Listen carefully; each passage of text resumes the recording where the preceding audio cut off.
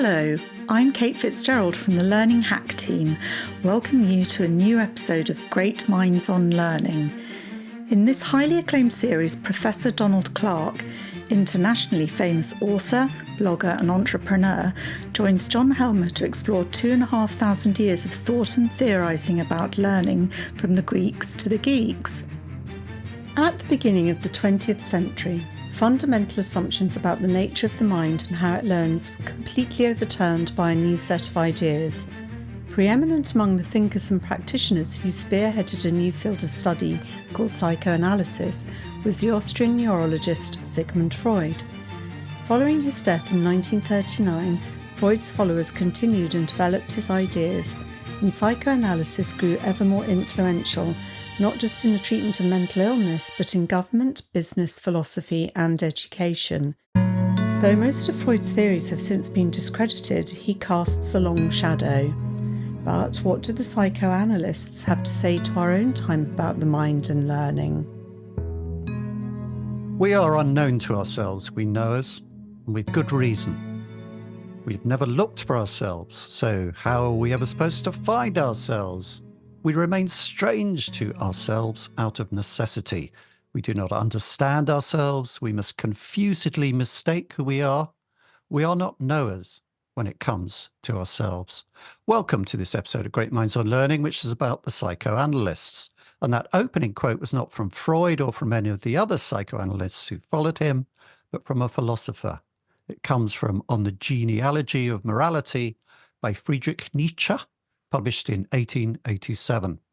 2 years later, Nietzsche breaks down in Turin, throws his arms around a geriatric cart horse that is being beaten by its owner, and is subsequently admitted as a mental patient, sadly, to the psychiatric clinic at the University of Jena. He dies mad in 1900, at the beginning of a century which will be preoccupied with the question he raises here. Do we really know what's going on inside our own minds? No, say the psychoanalysts. We float around like icebergs with 9/10 of what really makes us tick, hidden not only from other people, but from ourselves. We must confusedly mistake who we are.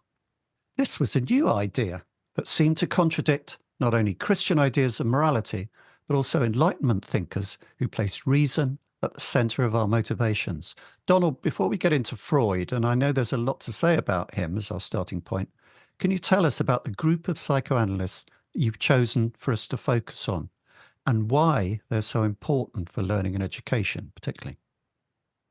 Yeah, you mentioned the Enlightenment there, and we did a podcast on the Enlightenment, of course. And at the time, I remember mentioning this, there were a number of grand narratives, as the French call them, that came out of the Enlightenment. And two of the big ones, really, I think psychoanalysis is really probably second only to Marxism in terms of one of these narratives that come out of the Enlightenment, and these two things really massively shaped 20th century thinking. We can barely think about our own minds without thinking about Freud. It's in the language, it's in the air, as it were.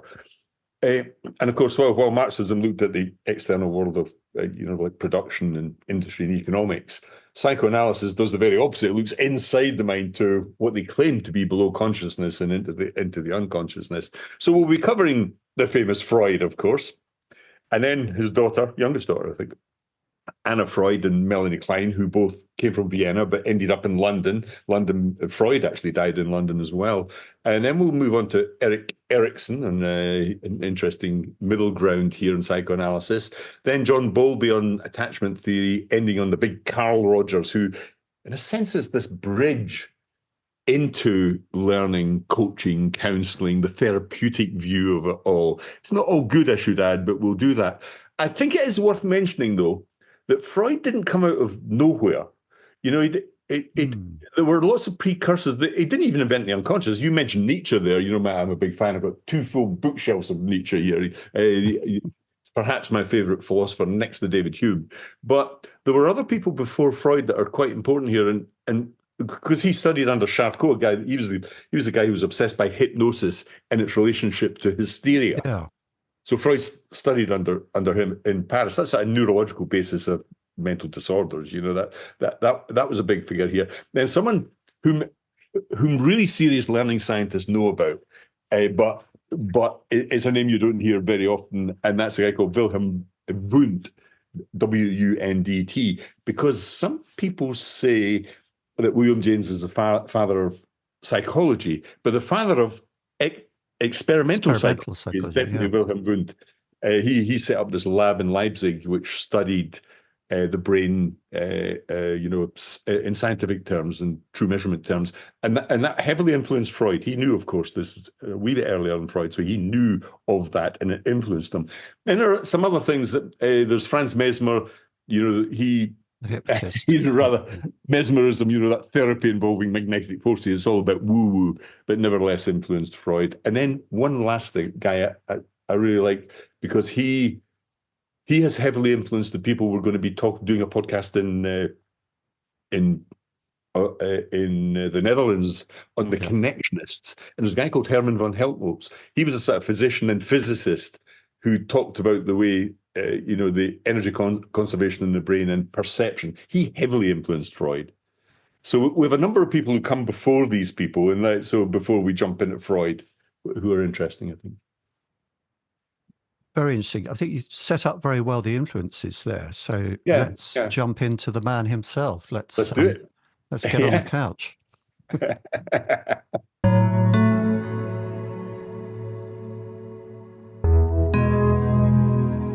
Sigmund Freud, 1856 to 1939, born in Freiburg, Moravia. That's not Freiburg, southern Germany, but in Moravia, now part of the Czech Republic.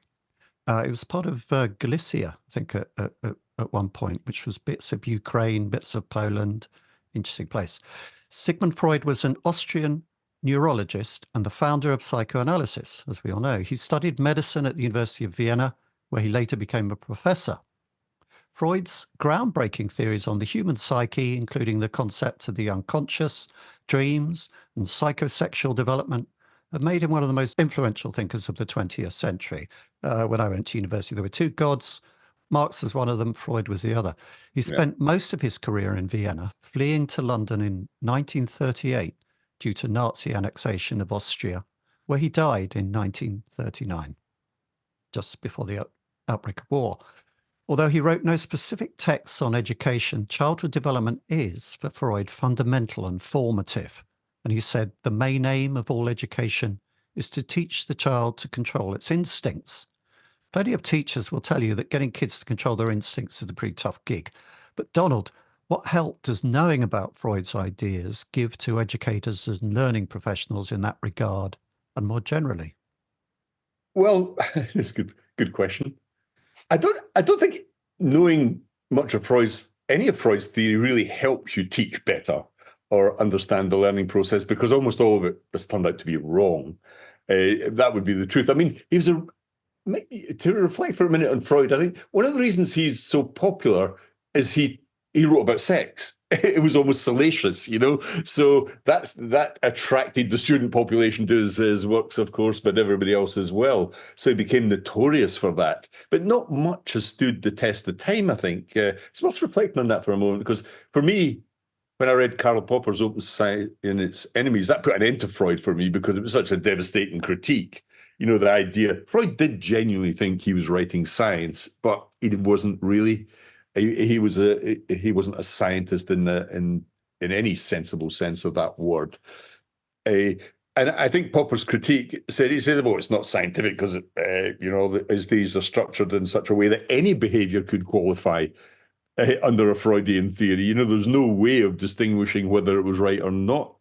It wasn't falsifiable. It could explain or rationalize any kind of human behavior post hoc, and that makes it impossible to generate predictions that could be tested or potentially disproven. So it gets knocked on the head by Popper. Nevertheless, to reflect a moment, let's go back to answer the question: what did he actually say here? And he didn't say much about education, teaching, or learning. Although he did say one interesting line: the main idea of all education is teach the child to control their instincts. In other words, he thought education was very much about emotion and instincts. That was his focus. Of course, it's not. It's also about knowledge and skills. But for him, things took a bad turn, I think. And I think we're still suffering from the Freudian cloud, because he identifies everything in terms of neurosis.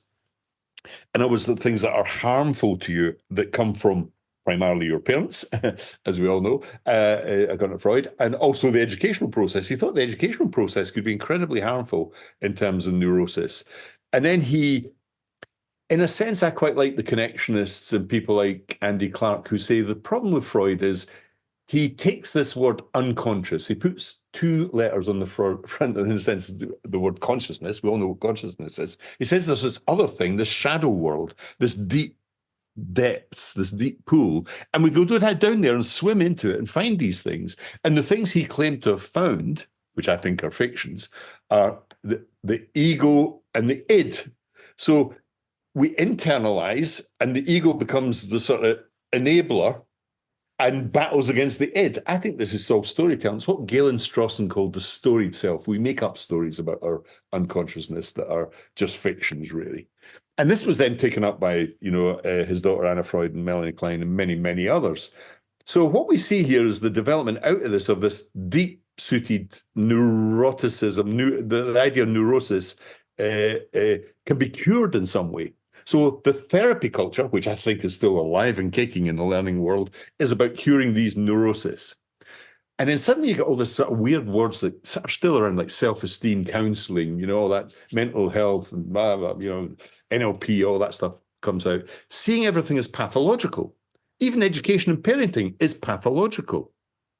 It's almost obsessively pathological in that sense. But the unconscious, which is the core concept in Freud, is an idea he did not create, we should add. There was lots of people, Nietzsche, Schopenhauer, and all sorts of people who wrote really deeply about this. But what he did is he identified something that we're all scared to talk about: death and sex. And yet he thought those were the two major sort of subterranean forces in the unconsciousness, That's what really influenced later life. The problem is that it's all just not fully researched, often based on single cases or single people he knew, no sampling, and often just reflection and armchair theorizing. So the critiques that come in afterwards, and there are many of them, Grunbaum, Cruz, Macmillan, loads of books about it, just go through this one by one and go, actually, there's nothing much that has survived here. Almost nothing. So, the famous Freudian slip thing is bullshit, really. It's just a linguistic parapraxis. Other explanation for it. Free association, that doesn't work. That's nonsense. Id, ego, superego, the big triad, they don't really exist. I think the whole notion even of repression, regression, projection, all those ion words, I think are like, as fictional as the nouns id, ego, and superego. What's a sublimation, denial, transference? Oh, these words. These are words we've heard all our adult life, John. We grew up thinking of these two people as gods. Donald, how about resistance? A Freudian would say that you are exhibiting resistance. Well, and Karl Popper's response would be, of course, anything I say could be regarded as wrong. So how do you get out? Because it's a universal theory, you can't falsify it. But actually, so we have to objectify that and say, well, is penis envy a real thing? Well, let's test it. Of course, they didn't test it. And you can't find anything when you try and really scientific. Or the Oedipus complex, there's another one. Turns out to be complete bullshit. Doesn't really exist.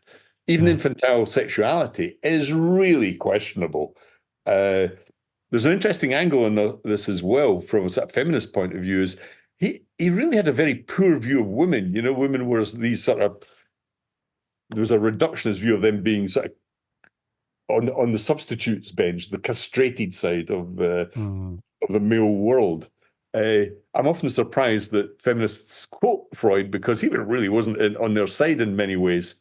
But I think an interesting thing, John, about Freud, I read Nick Chater's book recently called The Flat Mind, and he says something quite interesting here, that the modern, really Freud gets killed off by cognitive psychology. It replaces all those weird concepts with solid science. And actually what happens is cognitive psychology and more recent people who have been studying the brain challenge this conventional belief about the depth and complexity of human thought. There is no subterranean world with all these weird creatures swimming around in it, actually controlling our behavior in that sense. Human thinking is actually quite superficial. It relies on the immediate perceptions and present context rather than deep abstract reasoning about the world. So the mind is much flatter than you might think, not the sort of depth, the verticality that Freud discussed. but much shallower than we might at first have thought. But this therapeutic narrative goes on and on and on. And the therapy culture, I think, is still alive and kicking because it's like astrology. It just seems interesting. So that was a bit of a heavyweight critique of Freud, but I really do believe that he's had his day. Well, I've got some more kind of fissile material to throw onto the bonfire. Before I do that, maybe I ought to kind of, from the point of view of balance, to say perhaps in what he did in kind of bringing sex to the center of the debate, sex and death, things had been kind of hidden in 19th century society, polite bourgeois society, bringing them out and giving them a bit of sunlight. Perhaps he did a bit of good there, although, as you say, perhaps his ideas did a lot of bad as well. And he gave us a way to think about the disparity anybody will see when they kind of compare the entries they make in their diaries about themselves and their motivations, and then look at the record of what they actually did, and maybe their kind of police record, and maybe the fact that their wife left them because they beat them and all the rest of it. What people do is very different to what they say about themselves. So, and that disparity does cause a lot of our problems in life. Perhaps it's wrong to think that everything is a neurosis. I think that's right, but not in the Freudian sense. Yeah. I think what Freud, with his focus on infantile, the sexual feelings in infants, for example, or the Oedipus complex, were just all wrong. Those things are right in many ways. There are other people who have studied them since who are far more, CBT therapy. Yeah. But I mean, all this stuff about, if you have bad parenting, that causes you problems in later life. Well, that's very obviously true. Well, is it obviously true? I'm not too sure that this is why I really, really like the central book on the critique of this was someone who Steven Pinker called the greatest living psychologist, and that's Judith Harris. Judith Harris looks at this and studies it scientifically. So she says, well, what does really heavily influence the nature of your child, who they become? It turns out not to be parents at all. Of course, Fred influenced Spock and all those 60s theory, who said it's all to do with parenting. It turns out this is not so true. 50% of it is in a way because it's genetic. This is the big scientific discovery. So 50% of what your child will be has come from the genes of their parents. That's undoubtedly true. But what about the other 50%? It turns out that Freud got this all wrong as well, because it isn't parenting, it's peer groups. So have a teenager and then think for a moment about the influence you had over them at that stage in their life. In truth, about 45% of it is actually peer group. Now, you as a parent can choose the peer group, but actually your influence as a parent is down to about 5%, according to Judith Harris. And I agree with that. So it turns out to be quantifiably and qualitatively wrong, a lot of this theorizing and these self-narratives about parenting and yourself. It's what this movement encourages, but it's what Galen Strawson called the storied self, and he thought it was nothing but narratives, inventions. I'm not sure I entirely agree with you, but I don't really want to argue about it, other than to say the apple don't fall far from the tree. But here we go. Let's put some more stuff on the fire. A quote from Freud in a letter to Fleiss. This question of whether he really was a scientist or not. I mean, he didn't think he was a scientist. No, he didn't. What he said to Fleiss was, I'm not really a man of science, not an observer, not an experimenter, not a thinker. I mean, if you wanted to be kind, you could say he was a researcher, but he doesn't even say that he's that. I am nothing, he says, but by temperament a conquistador, an adventurer, if you want to translate the word, with the curiosity, very popular word nowadays, the boldness and the tenacity, resilience, that belongs to that type of being. Now, I find that absolutely extraordinary as his testament to who he is. How do you think about a character who's so pivotal in the history of thought, but also seems to have such capacity, ironically enough, for self-delusion? Well, that I've heard that quote before, but that in truth, he did actually sort of almost advertise himself as being a scientist and having uncovered the basic truths and architecture of the unconscious. I mean, he did think that he didn't. That was a bit of a get-out clause for him a little bit when people started attacking him and saying, "Well, where's the proof for the existence of these things? Yeah. There's nothing in the science that seems to suggest it's true." That actually happened very early on with the behaviorists, who, of course, completely and utterly dismissed everything internally in the mind, never mind below the mind, in the unconscious.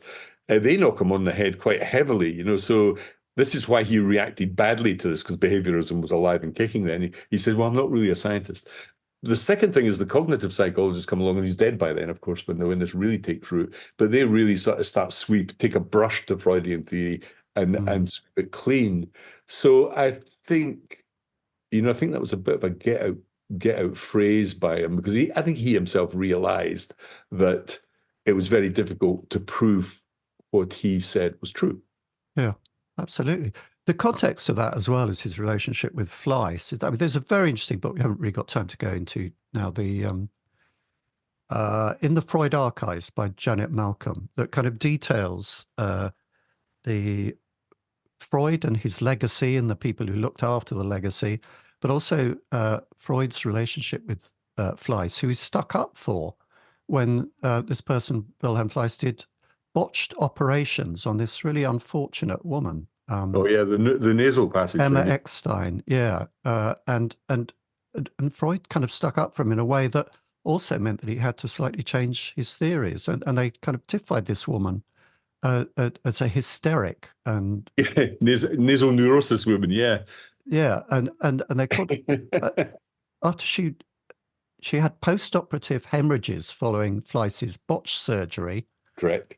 And Freud described these as hysterical wish bleedings. Yes, that's right. So, I mean, it's even more extraordinary when you look at her suffering that feminists make so much use of Freud. And it's interesting that there's the kind of popular thing about Freud is that one of the wellsprings of his theories that was when his patients started coming to him telling him about the terrible things that happened to him in childhood, he just couldn't believe the amount of sexual abuse there appeared to be in polite bourgeois Viennese society. And that's why he invented the theory that it was all about repressed fantasies. The sexual molestation had never happened, but people had these fantasies, neurotic fantasies, which could lead to obsessional neurosis. So a lot of Freud was built on that, because he just couldn't understand, and in our own age, we see that coming back and again, how many Catholic priests were involved in molesting their charges. It seems unbelievable. It was unbelievable to Freud as well. I think that was very interesting. It's very interesting to reflect on that incident for a moment. The Emma Eckstein, was it her name? Yeah. But because so you might remember this was Freud's fault. He actually claimed that she suffered from excessive masturbation was the cause. Yeah. And then her hysteria was excessive masturbation. So there's a big Puritan streak in Freud, which is interesting, which you uncovered there, that sex is dangerous and bad in some ways, and that you have to, it's a pathologic, it's easily turned into a pathology. So this poor woman, they remove her nose bone, and they do an operation. She then almost dies from infection.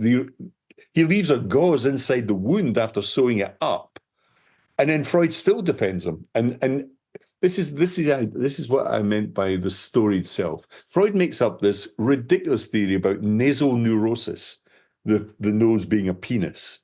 Yeah. And then what does it lead to? Nearly killing someone through surgery.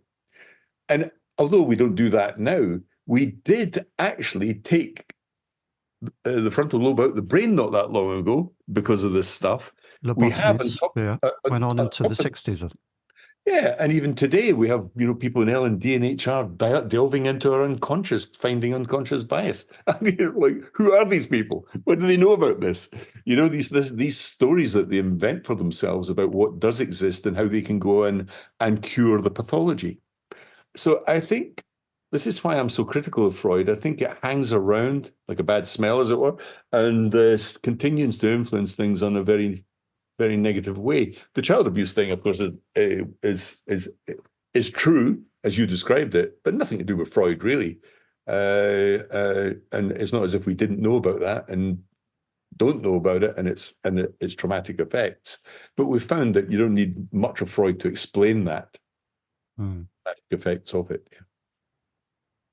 Okay, shall we move on to the legacy?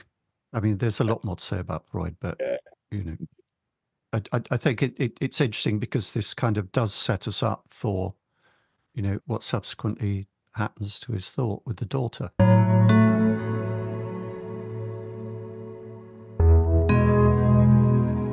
Anna Freud, 1895 to 1982.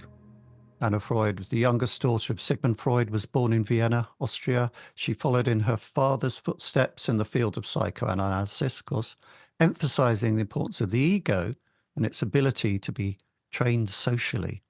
Anna founded the Hampstead Child Therapy course in London in 1952, advancing the field of child psychoanalysis and contributing significantly to child psychology with her publications.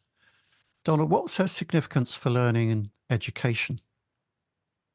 Yeah, well, we have this rather odd thing, isn't it? That the daughter of Freud suddenly the baton gets handed over. The ultimate. My children taught me this term, nepo child. With a nepo babe. I put that in the script original. To the extent there is a script originally, and then took it out. I thought, no, people think it's. But yeah, nepo baby. She's a nepo baby. She is. But nepo I think, baby, yeah, you can say that. But the Freud family are extraordinary. They really are. And it's not just because they are famous that it helps them to become famous, or anything, because they made such achievements in the arts, like Lucy and Freud, and Clement and so on. I rather admire the artistic side when they're creating imaginative fictional work, as it were. Well, maybe the PR agency isn't so much to be admired. Yes, right. But anyway, back to the subject. Yeah, well, Anna Freud's interesting because she just starts to build the house of cards even higher, and so in a book, the ego and the mechanisms of defense, she brings in this notion of a defense mechanism. In other words, we have all this Freudian neurosis, deep-seated egos, id, so on and so forth, all these conflicts. She then even builds a house of cards even higher by saying it's the ego that mediates between what the reality, we hit actuality, okay? And then we have all these instincts in our id, and then all these moral views of the world in the superego, and it's the ego. She puts the ego at the center of all this around the idea of a defense mechanism. I think it's quite interesting theory in a way. The defense mechanism plays this mediating role. Now, what does that actually mean? Well, the ego itself, you have these feelings. Everybody has feelings of sadness, anxiety, fear. Feel that the world's turning in on themselves, and so on. Almost suicidal thoughts. All those discomforting thoughts and feelings produce in the mind defense mechanisms. That was her big theory. Now, what did she think these were? She thought this was perfectly normal. Every single child, it was almost like a stage of child development. So you have all these things that are, result in repression, all these other, Freudian theory is just full of these nouns and adjectives: repression, projection, reaction formation, and so on. All those things. Denial was a big thing, the child denying their parent as a defense mechanism, or their carer, not necessarily a parent. The trouble is that, once again, there is just hardly any empirical evidence that any of this is true. And all these underlying pathologies are, in a sense, if you claim they exist, we need evidence that they do exist, causal evidence. And there doesn't seem to be much in any subsequent examination, scientific examination, to show that this is true. So this just absence of empirical evidence is absolutely devastating for her theory as well. I think also her emphasis on this notion of the ego. So you have this idea of the ego as the central thing, which the German idealists really believe Fichte, and you've got romanticism and all that sort of thing out. Some people think that's just ridiculously singular and simplistic. And that even other Freudians thought that she was way wrong in this, that the ego didn't play such an important role. It was much more complicated than this. And so it ended up with these huge bun fights in London between her and the next person we're going to discuss, namely Melanie Klein.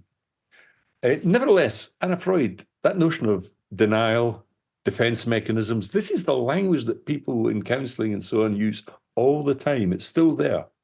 So let's not imagine that she wasn't influential, but perhaps influential in just reinforcing the house of cards that Freud built. And to come back to a previous episode, denial is not just a river in Egypt. Yes, yeah. Sorry to bring down the once again here. I'm going to be piling further sticks on the fire. I'm afraid. It's terrible if this feels like a pile-on, but there you go. Yeah. In a 2002 British television documentary series called The Century of the Self, the filmmaker Adam Curtis, who I'm a bit of a fan of, describes how Anna Freud's ideas were adopted enthusiastically by government in the US. Sure. I mean, this is interesting. The Freuds came over to London, but really it was in the US that psychoanalysis really took off as a kind of means of government control almost. So psychoanalytic thinking became really important there. What people nowadays might not understand about psychoanalysis in that era, and this has a lot to do with Anna Freud, as you said, is that repression was seen not as a symptom, as it tends to be seen nowadays, but as a cure. In other words, Anna Freud felt people had to repress their irrational urges, and it's all about strengthening the ego, and it was all about control. I mean, this isn't really, I don't think, the popular idea of what psychoanalysis is about. Repression's a bad thing. You get ill, you have neurosis because you repress your feelings. It's how we read it. Anna Freud was really the other way around. I'd really recommend the documentary. It's on BBC iPlayer, because it also talks a lot about the use of psychoanalytic theories in PR, advertising, brand, marketing, and it's absolutely extraordinary. Yeah, I think Donald, does that? Sorry, just to get in the question that I'm rambling around towards. Does that feel like a justified characterization of Anna Freud's thinking I'm making there? And if so, how does it play through to her approach to learning? No, that's right. I'm glad you mentioned this stuff because there's a deep contradiction in here. You're right about its massive influence in the US, especially in the West Coast. And so everybody had a therapist. What happened is it became commodified and it turned into a consumer phenomenon. So everyone who had any money had a therapist. And it was, your people as famous as Woody Allen and so on would constantly talk about them being in therapy and so on. Yeah. But politicians too, and military leaders. Yeah. It was huge in the US. But of course, that was all about, it wasn't the Anna Freud defense mechanism and suppress and repress things because you don't want them to be traumatic. It was the very opposite. It was about letting it all hang out. It was about surfacing things, primal screaming and 101 facets of this. So, but these are just symptoms to me of the internal contradictions on what is a rather fatuous theory at times, mostly, in terms of the things they constructed. And whether it did any of these people any good is doubtful to me. And I think we've made great strides now with quite well verified theory, such as CBT therapy, for example, one of many examples where things, my sister was a psychiatric nurse, and I used to talk to her a lot about what actually worked. And she was very interesting and quite basic in this, having spent our whole of her adult life in this area. She said, well, there are a few counseling therapy things that work, like CBT therapy, but it's mostly drugs for serious neurosis or psychotic incidents, schizophrenia, and so on. So I think we tend to think that just talking about things solves problems when perhaps it doesn't. On the other hand, dialogue's a very important thing in learning. Again, if I'm going to try and put a case for the defense, the importance of dialogue in Freudian analysis. Does that kind of chime with the Socratic? Because it's a kind of a Socratic dialogue, isn't it? Analysis. Well, we'll come to Carl Rogers. We feel that is. Yeah. Okay. Maybe Carl Rogers does that. Yeah. No, I think you have a point there. I think let's discuss that when we come to Carl Rogers. Yeah. Okay. Yeah. So before that, then Anna Freud, we've kind of got a fix on her. I got the sense here of a kind of historical development that Anna Freud, it was all about repressing, strengthening the ego, repressing the neuroses. And then when you get to people like Marcuse, it's more, no, it's not that the individual has to fit in with society. The neurosis is not in the person, it's in society. And people are making themselves sick by trying to fit in because of the Anna Freud sort of focus on the ego. But tell us about the spats with Melanie Klein, if I introduce her. Yeah, well, they both end up in London and end up not liking each other very much.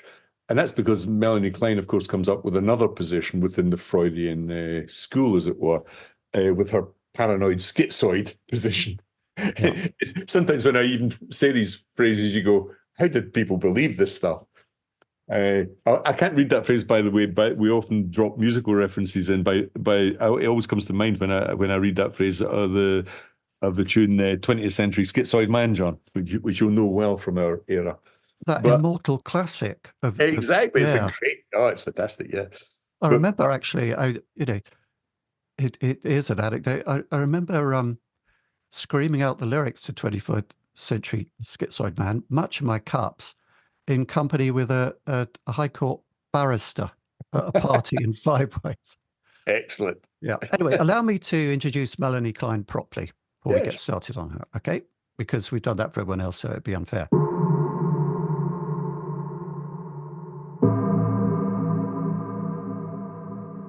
Melanie Klein, 1882 to 1960, was an Austrian-British psychoanalyst who pioneered the technique of play therapy by using toys to analyze children. Born in Vienna, again, she moved to Britain in 1926, where she developed influential theories on the psychological development of children. Klein's work had a profound impact on the theory of child psychology and psychotherapy. So how do her ideas about child psychology give us more general insights into learning and education, and tell us about the spats with Anna Freud?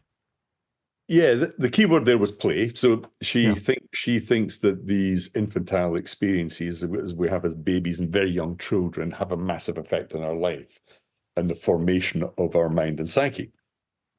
Now, the play thing is interesting, let's go back to that phrase, the paranoid schizoid position, which is her big concept here. Mm. Now, what she meant by this was we tend to get a bit paranoid, and then we split things into good and bad. And so suddenly your parents are your best friends, then suddenly because you're threatened by them, they become your enemy. Okay, so this notion that splitting, and the very famous example you get whenever anybody discusses Melanie Klein, is this notion that very young children get very paranoid, so she claimed, because they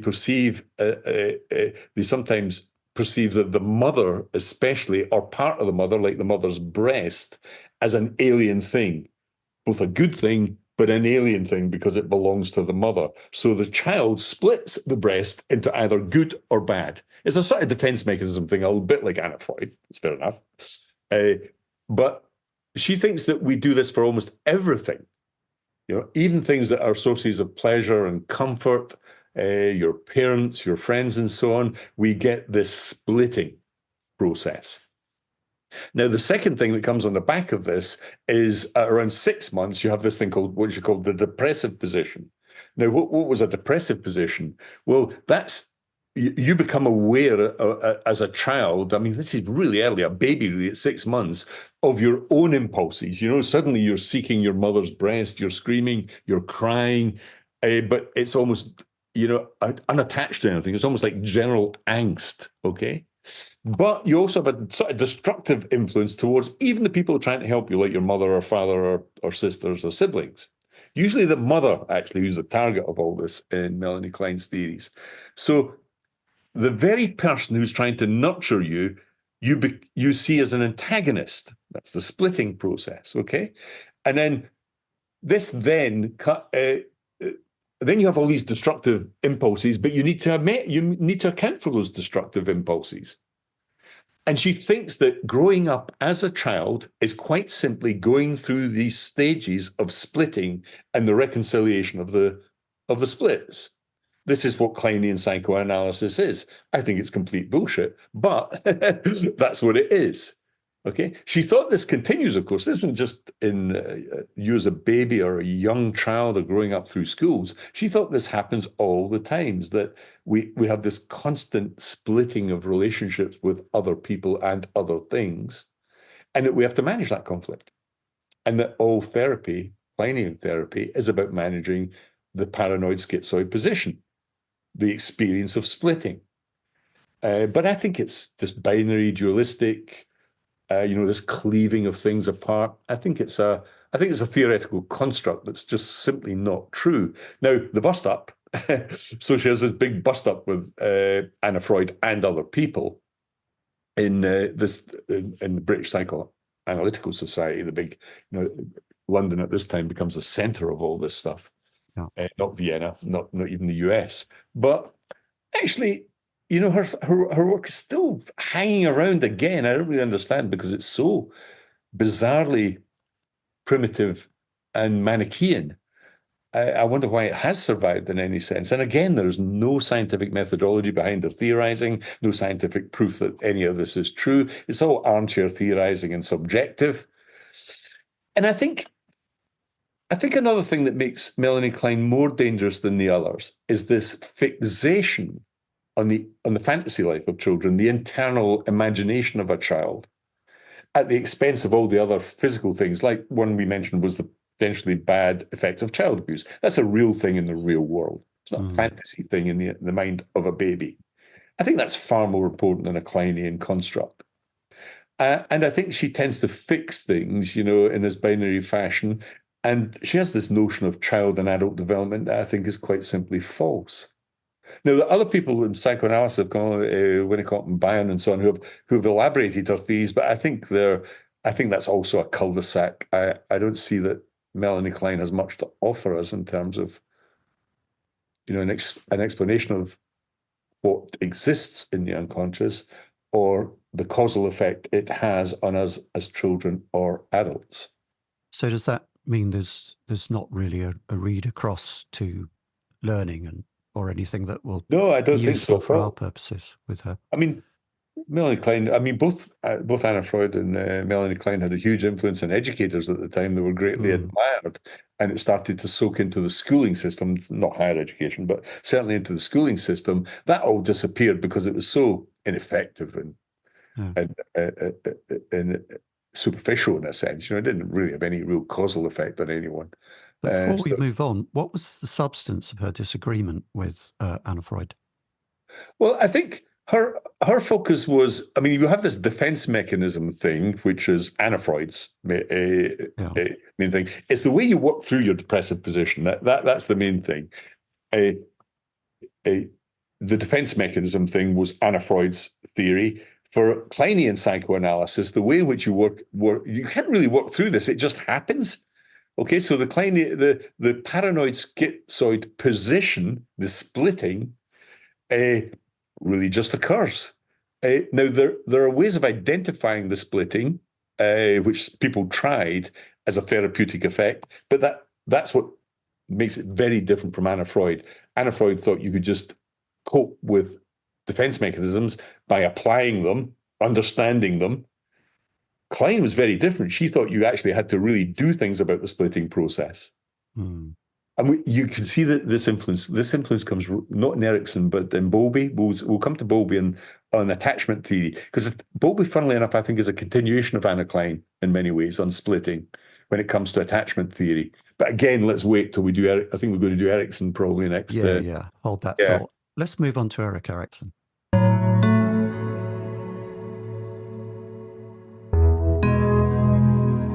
Erikson, 1902 to 1994.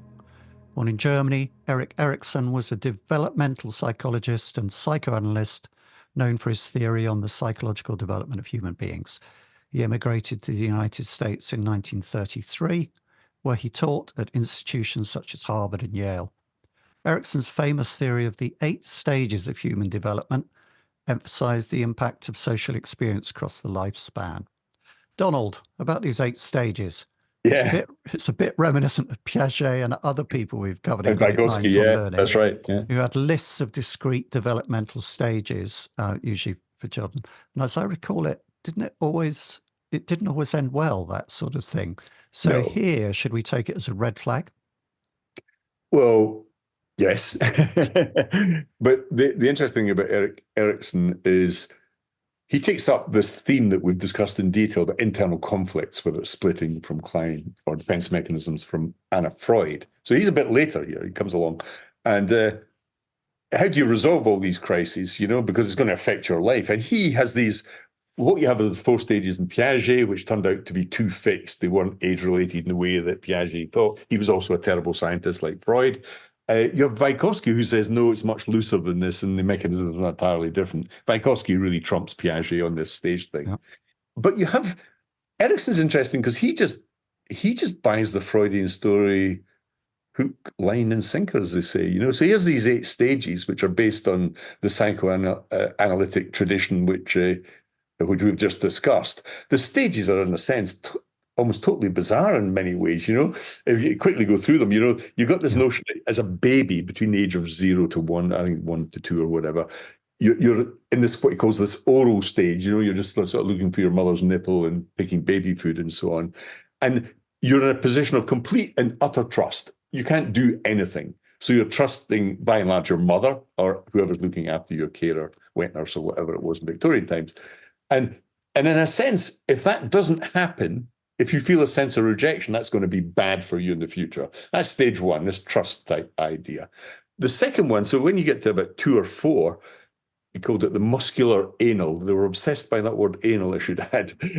Here you become a bit autonomous. Now, we both had children, John, and there's a famous phrase that you'll recognize, the terrible twos. Oh, yes, of course. So that's when children suddenly affirm their identity. I'm a real person. I can react. I can cry. I can get things on my own. I'm starting to walk. I can talk. The toilet training thing becomes terribly important for the Freudian things here. I think that's a sort of bit of a tangential, weird thing. But here, it's all about autonomy, stage 2. Stage 3 is, this is where it goes all wrong, I think. This was a preschool, but about 4 to 5. So we've had 1 to 2, 2 to 4, 4 to 5. Here it comes down to this notion that, you're a bit guilty about sex a little bit. You're becoming aware of yourself, infantile sort of sexuality. And it's a sort of overcoming guilt through play was a big thing for him in this stage. You start to mimic other people or play act other characters. Your imagination comes to the fore. You start mimicking adults and so on. You find your children will mimic you sometimes. So there's that notion of guilt creeping in, and you've got to counter that by mimicking people. Play acting would be a better phrase for that. Stage 4, suddenly you're at school, 5 to 12. So that's a primary school stage in the English or Scottish system. Here, the child develops that sense of an identity. I am who I am now. I'm learning things. I'm increasing my competence. Okay, and so what you're essentially doing is overcoming this thing that you thought you were inferior with all this guilt in the previous stage. You start to feel much more confident. This is where the education thing is really important, because Erikson thought that education was a key, like your parents, but the key to forming a fully rounded person through the teaching of not only moral attributes, but also knowledge and skills and so on. It's a bit like a teacher as a second parent. So that's stage 4. Then it all gets a bit odd, of course, as we all know, if we've had children between the ages of 13, 19, yes, the teenage years. Yeah. And this is where kids become confused. They genuinely are confused because they don't really have a fully formed identity. They think they've got it because they've learned things. They've been in a very controlled, schooled, parented environment. Suddenly they're let loose amongst their peer groups. They have to rely on their own wits, as it were, to survive in the world. And this comes as a big shock to their identity, And so this is why I'm dead against giving the vote to 16-year-olds. They get these big rushes of idealism, for example, which are emotional and instinctive, in an attempt to form an identity. You become a communist or a fanatic or join a cult or, love a band or love a movement, dress in a certain way, become a goth. He thinks all that sort of idealism which important. Erikson thought this wasn't necessarily a good thing. It was at the expense of realism, but he thinks that happens in that 13 to 19 stage.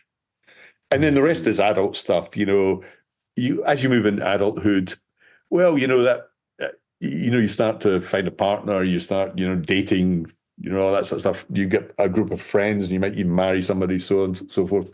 Stage 7, then it's getting into the sort of, the bulk of your life when you're working. You have a career. You have to find meaning in life. It might not be a career. It might be, being a musician or a poet or a writer. It might be being a middle manager. It might be working in HR or whatever it is. It's a career or a purpose in life anyway. And many of us, of course, became parents in this stage. So that's important. He thought that, it could decline quite rapidly and cause all sorts of problems. And then the last one, which I always love from Erikson, is the period of despair, which is where we are, John. Son's eyes, son's prostate, son's everything. Yeah, it does occur to me that Shakespeare covered all this in a much better way. Well, exactly. And in a sense, when you read Erikson in these 7 Ages of Man, yeah. Yeah, exactly. It's a bit like that. It's easy, and it sounds a bit lazy to me, just picking up on the complexities of human nature and having children and finding a partner or not or whatever. It's just a general commentary on life almost. The idea that they are separate stages based on the unconsciousness seems rather ridiculous to me. But also the fact that there is a stage and it has these ages, and you're they're discrete and they're the same for everybody. That's not true. I mean, for kind of average white middle class male in our culture, the adolescent phase, it starts at 16, probably ends around 60. Yeah. And so voting intentions, I'd say, you're all sorts of cultural things. You're subject to the same kind of Sturm und Drang as adolescents. I'm joking, but on the other hand, there's a serious point there that people go through different stages at different times, and just to say because you're a certain age, you're in this stage, so you have this neurosis, and we treat it in that way is that's right. Is a bit silly. But so that's what Vygotsky said. Interesting. Vygotsky broke that up a little bit and said these stages should not be age determined in such a determinate way. Yeah, no, absolutely. But does it kind of map on to, you have these people like Vygotsky, Piaget working in a similar area, and this is happening in psychoanalysis, but very much the same kind of effect and kick out. Do these things map on together? Is it part of a period of years, if we line up the dates where people decided that we needed 7 stages to everything, or what? No, I don't think it does. I mean, I think it doesn't, because he knew he takes Anna Freud's ego. Remember when we discussed it, he takes this ego and focus on sexuality very much. It was a big thing in Erikson as well, but and then builds a psychoanalytic view of these stages. And that's why I don't think they map on any real cognitive or, child or adolescent development theories very accurately, because they're so superficial and descriptive. And of course, they also put a great deal of focus on the role of the parent and so on. As we discussed in the Judith Harris thing, it's not quite as simple as that, It's another deficit model, another therapeutic model, where they have the solution to the trauma. But of course, remember, his personal identity was his big thing. That that notion of personal identity through life. Now, I don't believe that identity is as fully formed as people imagine. I'm a big fan of David Hume and Parfit and all sorts of other people who come along and say, actually, no, as we go through life, identity is a much more superficial thing than you might imagine, and changes quite dramatically. And we'll be discussing the connectivists. They also believe that, interestingly, that we set too much store by telling ourselves stories about identity that are self-stories, but not true necessarily, Another interesting facet of the people we've been discussing is that when in talking about children going through certain stages, they will label those stages according to labels that we might think were kind of pathological, like they're paranoid schizoid at this age, they're kind of compulsive obsessive at this age. I know for you that means that the whole thing is much too pathologized, but Yes. it also, you know, in a crude way, it just seems to be saying that children are nuts. Yes. Yeah. Well, the thing you get from Erikson is the phrase that everybody remembers from Erikson's is identity crisis. He sees everything in terms of a crisis. Yeah. But of course, as you go through life, have children, you realize that actually what you thought was a crisis, everybody else has suffered from, and it's just normal. Mm. The notion that your kids, when they're about 14, 15, 16, have this urge to just disappear and flee the nest and Yeah. deny you and become a bit wild. This is not unusual. Everybody goes through it. I think there is a positive side to that, though, isn't there? Absolutely. Is that just recognizing that, you know, I think in Anna Freud's model, it's rather scary and chilling. Yeah. Because, you know, any type of problem that you have is you not fitting into society properly. Yes. But another way of looking at it is that actually society makes demands on you that are ridiculous when you consider the way that human beings actually are. And we go through these kind of phases in our life where we don't conform, you know, Yes. completely. So I mean, maybe psychoanalysis has done us a huge favor in eventually coming to recognize that, you think?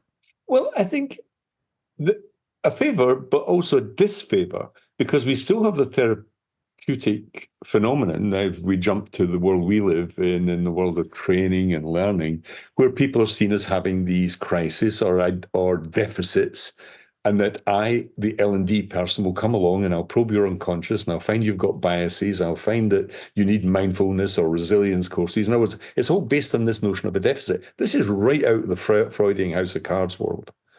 And the idea is it's quite laughable, really, that somebody in L&D or HR thinks they have the qualifications to actually solve those problems, even if they were real in the way they think they're real. Well, some of them do. You know, I've met the odd L&D person who does come from a background of psychotherapy or psychology, psychiatry. Oh, yeah. But even worse if they come from that background sometimes, because it depends what background they come from. There's no winning on this one. Yeah, well, I think the danger here is that we pathologize the workplace, we pathologize education in such a way that everybody's felt to feel in a state of distress all of the time. I think that's a really worrying phenomenon. It worries me because I see more of it now than I've ever seen. And I think part of the cause of that, and this is multifaceted, you know, we have COVID and all sorts of things as problems here. Nevertheless, it really worries me when people almost preach it and promote it and say you need to go on a course on it. I think we've gone way off beam when we start doing that. But I think that, again, to finish off on Erikson, you know, he's the last of those people, maybe Bowlby as well, who reframes Freud around the Anna Freud idea of the dominance of the ego, and it was driven forward by some of that dualist stuff that Klein talked about. But I don't think it's true. I think there are much more sophisticated explanations for all of this that people like, as we discussed, the nature assumption by Judith Harris, and more modern day theorists have got a handle on.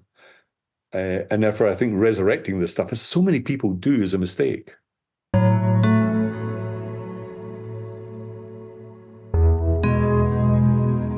John Bowlby, 1907 to 1990. John Bowlby was a British psychologist and psychiatrist, best known for his theory on attachment. Yeah. Bowlby believed that early relationships with caregivers play a critical role in child development and continue to influence social relationships throughout life. He studied at Trinity College, University of Cambridge, and the London School of Economics, and worked for many years at the child department of the Tavistock Clinic in London, famous. Donald, it's traditional for the English upper classes to send their kids away at the age of 7 to boarding school, to be tortured by learning professionals and bullied into shape by the peer group. Would Bowlby's theories suggest that perhaps this can no longer be considered best practice? Yes, that's a good observation there. I remember once, there was a friend of mine who said, oh yeah, his daughter was keen to go to boarding school. I didn't believe it for 1 minute. And I was out that night with an American who also knew this friend of mine. He said, you know, the English, they're not filial, are they? He was absolutely astounded that anyone in their right mind could send their kid off as a child, as a 5-year-old, to boarding school. And I wholly agree with him. I mean, we only have to look at our politicians to see what a disastrous psychological effect that has on people. But Bowlby's interesting because he was actually raised by a nanny, I think. That's my understanding of it. I suppose boarding school. But he had this early, his parents were not present for him as a child, and so this is what led to him coming up with this attachment theory. I rather like Bowlby. I should say one of the reasons I like him is he wrote a biography of Darwin. He was a really keen student of evolutionary theory, and that influenced some of what he went on to say. He actually thought that much of this attachment theory was just biologically or evolutionary, an evolutionary product, and you can see why it would be necessary for us as mammals to have the long gestation period, and then we have to look after our children just as other mammals do until they're ready to be autonomous in the real world. That was so he's a Darwinian, really. Very interesting. A psychologist, psychoanalyst in that sense. But what do we do? Biologically, that's an important adjective, we develop attachments to our parents or carers. And this for him is just a matter of survival. If we don't, we die, Now, he thinks this is a really big impact. What happens to you as a child, that's our psychoanalytic idea. This is the key thing. How attached or unattached you are to your caregiver or parents. Okay. Now he develops a whole theory around this and thinks that there are features of attachment, and these features are really important. He thought he had almost scientifically discovered this as a feature of this evolutionary theory. So you've got this proximity maintenance. In other words, we want to be close to our mother, especially, but also our father and parents or caregiver. We need that. We yearn to be close to them. And you see that with children, running to their mother when a dog barks at them to whatever. He thought that was a real thing. The second thing was the safe haven idea, that you wanted to go back to these people for comfort and safety when you're feared, when there's a threat. So it's not just being close to them, it's going back to them whenever you get something that challenges you. Maybe you're a student and you want to go back home because you're homesick. You go back to your parents. And then this notion of a secure base, which is an interesting thing because that's not a person. Attachment acts as a secure base from which we sort of go out into the world. And that can be your home and your parents. That general German word I like, Heimat, the secure base. Yeah. And then the one which is more pathological is the separation distress. So that's what happens. That's when it all goes wrong, when suddenly your parents abandon you, send you to boarding school, or reject you in some way, or your parents get divorced and one disappears on you. The separation of distress, he thinks, is a traumatic thing for people. Now, these are adaptive evolutionary responses. That's great. But if you have them, it increases your chances of having a successful adulthood and surviving in that world, as it were.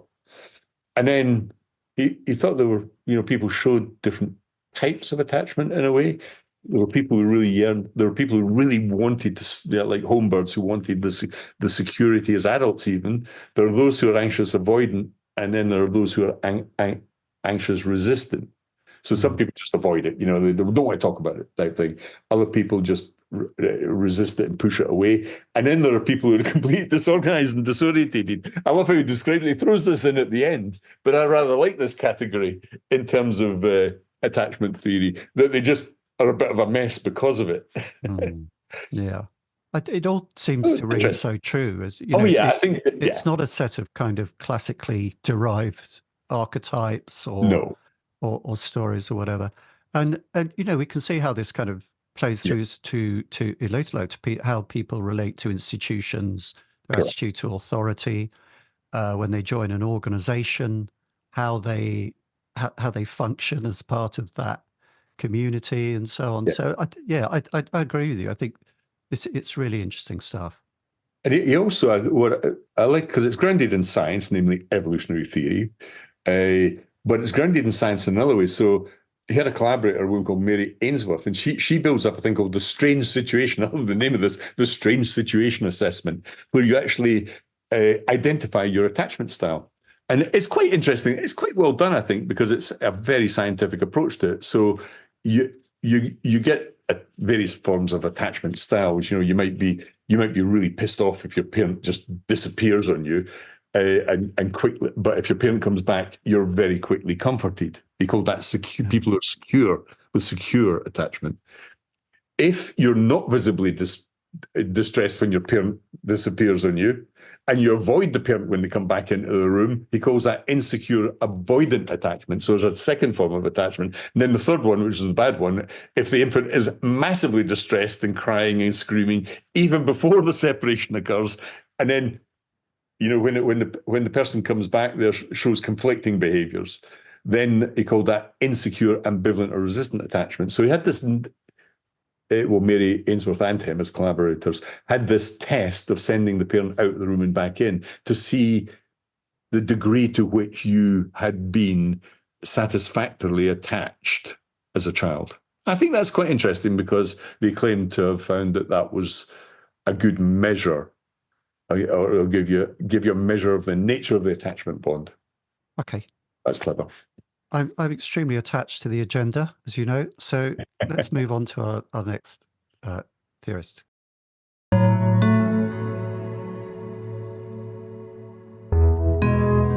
Carl Rogers, 1902 to 1987. Carl Rogers was an influential American psychologist and one of the founders of humanistic psychology.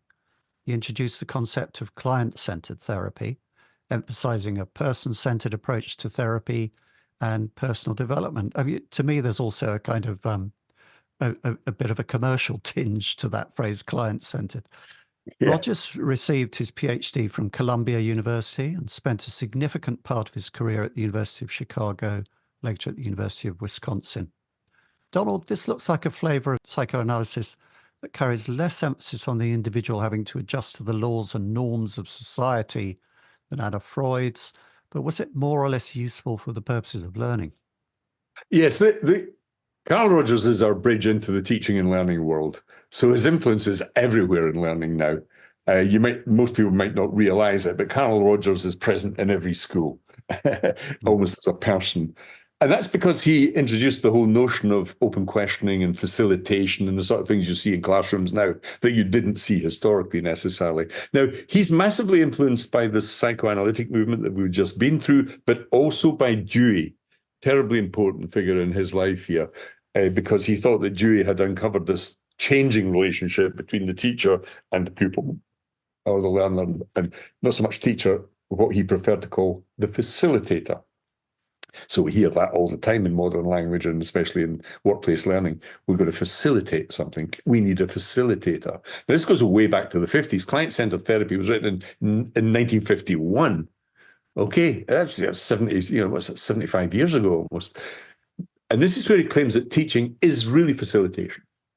And we get what some people would call a more progressive notion of teaching, where you're really encouraging the learner to learn from themselves. It's not actually quite what he said.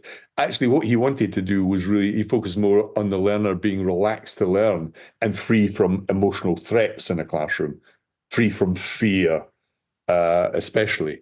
Now, he then writes a book called Freedom to Learn, 1969, so that's much later than the client therapeutic book he wrote initially, and that takes counselling principles, which are still alive and kicking, and applies them to learning. Okay, so this is all about creating in a school this atmosphere for calm, emotional sensitivity to the learner, trust, discussion facilitation. That's what he thought was important. Remember, a lot of teachers who don't believe this, they absolutely believe that direct instruction is a far more efficient way of getting people to learn. And nevertheless, there's this trad progressive split that has emerged here. And Carl Rogers is very definitely on what you might call the progressive side of that debate.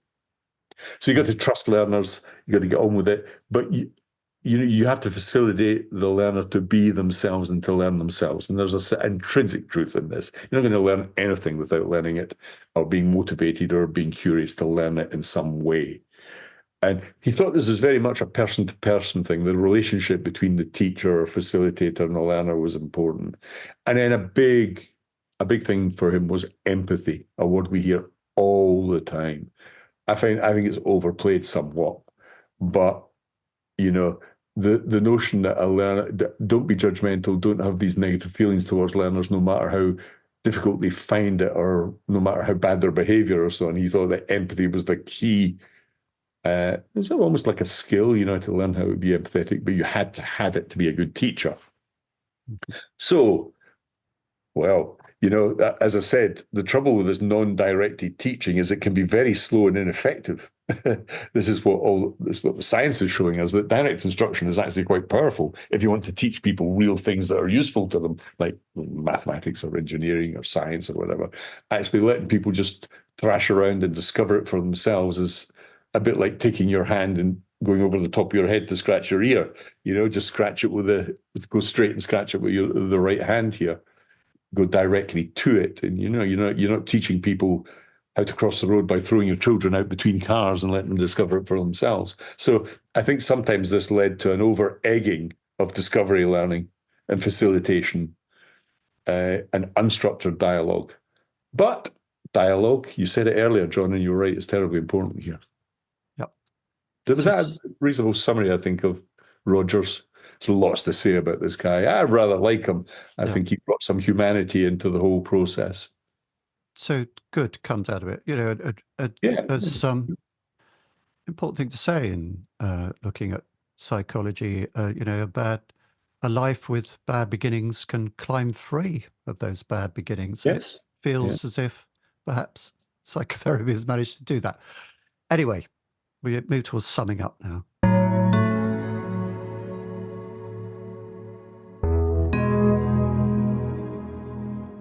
Although most of Freud's ideas have been debunked, as you say, and psychoanalytic thinking no longer holds much sway with governments, Freud casts a long shadow, and the juggernaut he set rolling is still trundling along. We have writers like Adam Phillips in the UK, who's a child psychotherapist, and I very much enjoy reading. Although it's interesting that you may not like Adam Phillips at all, Donald, but it's interesting he makes so few claims for psychotherapy as a science or even a field of academic study in what he says. Yeah. Similarly, reads of Freud in his Letter to Flies. In a previous episode on Marxism, we talked about what happened to the ideas of that other titan of 20th century intellectual history when his thought collided with continental philosophy. Yeah. Move us towards the next episode of Great Minds on Learning, in which we cover continental theorists, if, as I guess, we're going to encounter the influence of both Marx and Freud there as well. Yes, yeah. Yeah, we've been through quite a lot there. I think if I were summing this up, I think I'd say a lot of the Freudian house of cards is dead because it failed on a fundamental thing, which is on the empirical and experimental psychology front. So people like Karl Popper come along, they criticize psychoanalysis on the grounds that the theories are just too flexible and vague and could be twisted to explain any behavior. Okay, and it doesn't conform to the scientific method. So you've got that critique of it. The second thing, interestingly, is behaviorism, but more cognitive psychology. So from the beginning of the mid-20th century, I suppose, we have the shift in focus from the unconscious processes to cognitive processes. Memory, perception, thinking, that's much more observable, testable, quantifiable, measurable. So I think that approach knocked the focus on psychoanalytic theory to one side, the notion of unconscious motivations, repressed memories, and so on. And then I think you also have a biological psychiatry thing. A lot of things, people like Eric Kandel uncover how memory works in the brain. We have neuroscience and so on that also pushes this stuff to one side. And then even within the psychoanalytic tradition itself, you have this massive bun fights. Jacques Lacan comes along, Karen Horney, Heinz Kohut, and so on, and they sort of demolish the previous theories. So it all turns up into a bit of a my house of cards is better than your house of cards. And that it drifts off into cultural, social, relational factors then that Freud de-emphasized, in fact. He thought it was all about the individual. These people then moved it into the social context. So, while psychoanalysis has been criticized, I suppose its popularity in clinical psychology has waned in favor of these evidence-based practices. I still think it remains influential in literature, films, cultural studies, and all that sort of stuff. But I think by and large, it's not been completely debunked, but psychoanalysis has been challenged, adapted, integrated into broader psychological thought, and has been trumped by cognitive science. And then we're going to discuss the connectivists, in another episode. And I think that's really interesting because I think there's one particular critique that really nails it, and that's Alan Clark's alternative explanation for neurodiversity and psychosis. But that's for another day. Thank you very much, Donald. I have to bring that to a close now. I think that was a very interesting ramble. Cheers. Thanks a lot. Thank you, John. Great Minds on Learning comes from the Learning Hack team and is produced by John Helmer. The podcast is based on a series of blog posts written by Donald Clark, and we thank Donald for his kind collaboration in this project. If you'd like text summaries and transcripts for these podcasts, as well as ads-free listening, early access to episodes and more, why not join the Learning Hack Pack? For less than the price of a coffee, you can get all these benefits and help to sustain us into the future. Go to patreon.com/learninghack for a 7-day free trial. That's patreon.com/learninghack.